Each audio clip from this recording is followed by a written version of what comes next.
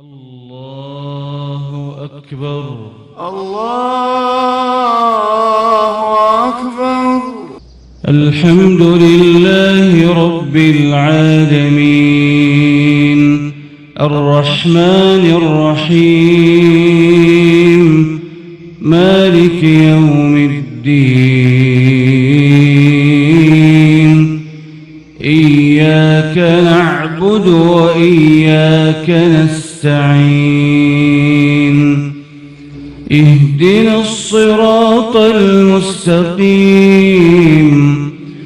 صراط الذين أنعمت عليهم غير المغضوب عليهم ولا الضالين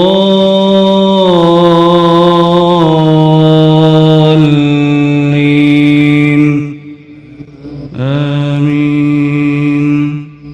وقال الذين كفروا أئذا كنا ترابا وآباؤنا أئنا لمخرجون لقد وعدنا هذا نحن وآباؤنا من قبل إن هذا إلا أساطير الأولين قل سيروا في الأرض فانظروا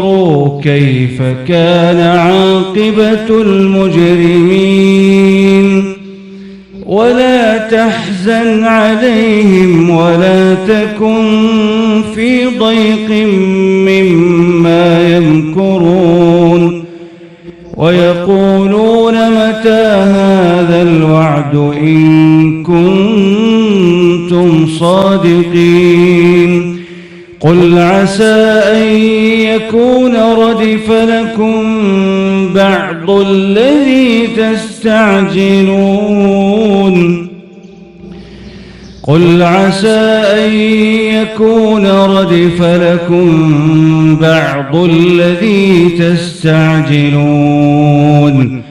وإن ربك لذو فضل على الناس ولكن أكثرهم لا يشكرون وإن ربك ليعلم ما تكن صدورهم وما يعلنون وما من غائبة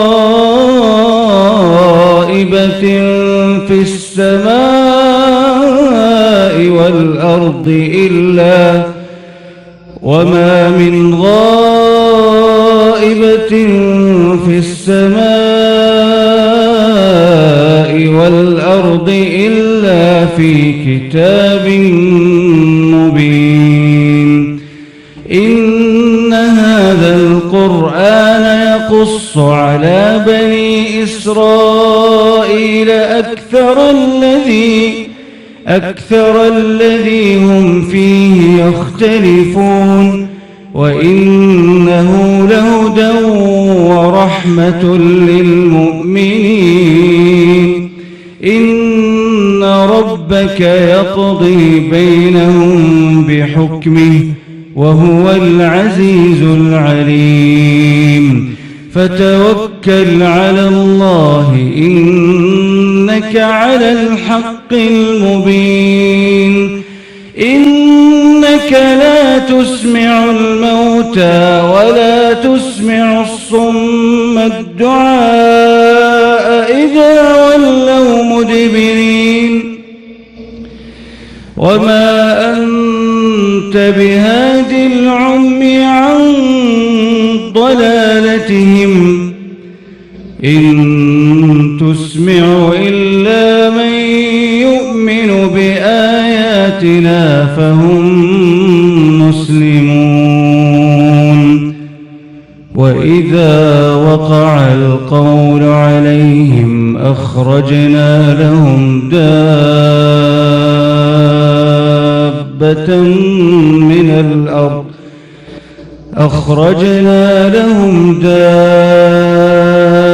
دابة من الأرض تكلمهم أن الناس كانوا بآياتنا لا يوقنون ويوم نحشر من كل أمة فوجا ممن يكذب بآياتنا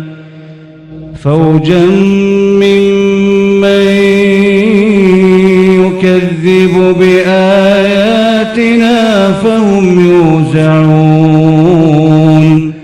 حتى إذا جاءوا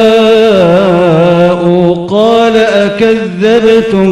بآياتي ولم تحيطوا بها علما أم ماذا كنتم تعملون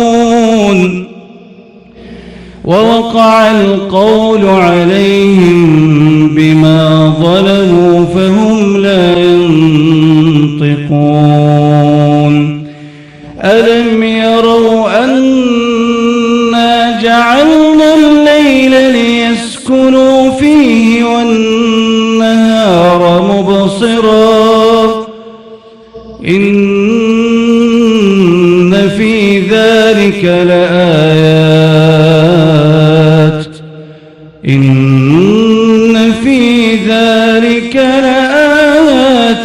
لقوم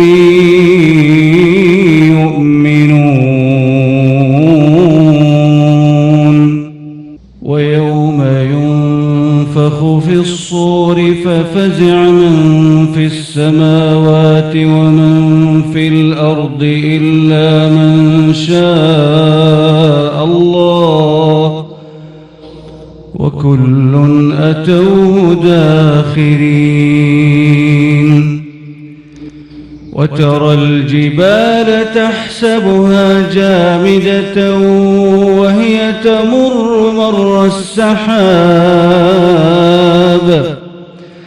صنع الله الذي أتقن كل شيء إنه خبير بما تفعلون من جاء بالحسنة فله خير منها وهم من فزع يومئذ آمنون ومن جاء بالسيئة فكبت وجوههم في النار هل تجزون إلا ما كنتم تعملون إنما أمرت أن أعبد رب هذه البلدة الذي حرمها وله كل شيء وأمرت أن أكون من المسلمين وأن أتلو القرآن فمن اهتدى فإنما يهتدي لنفسه ومن ضل فقل إنما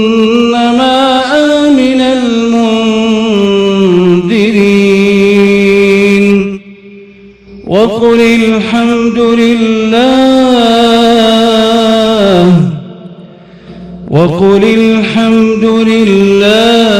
سيريكم آياته فتعرفونها